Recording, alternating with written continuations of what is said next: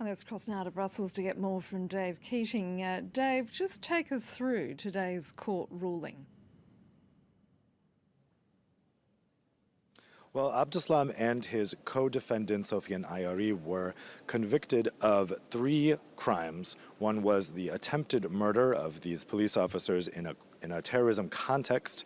The other was illegal possession of weapons, and the third was membership in a terror cell. And of course, these all relate to that shootout that took place in March 2016 when police got a tip-off that Abdeslam, who was at that time the most wanted man in Europe, was hiding out there. Now, both Abdeslam and Ayari were able to flee during that firefight via the roof. And that's the legal defense that Abdeslam's lawyers were trying to use here. They said the 2 men couldn't be culpable for the injuries sustained by the police officers because they were fleeing while the firefight took place. But the judges rejected that argument, in particular because Ayari's DNA was found on the weapons used during the shootout.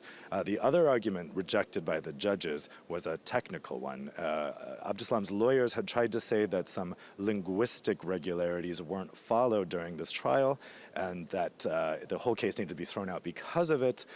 The judges rejected that today. That could have been quite embarrassing for Belgium if this case had been thrown out.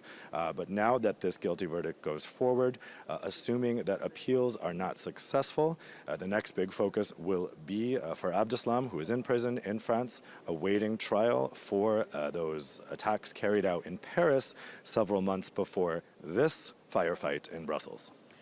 Dave, will Abdeslam have to serve this jail term in Belgium? Probably not. Ayari will likely have to serve out these 20 years in Belgium. But talking to legal experts today, they say that Abdeslam will remain in pre-trial detention in France until the trial for the Paris attacks. That's expected 2019 at the very earliest, but probably 2020.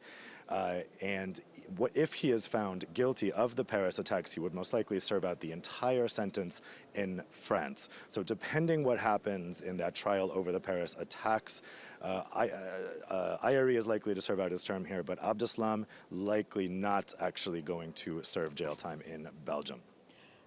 Dave Keating reporting there from Brussels. Thank you.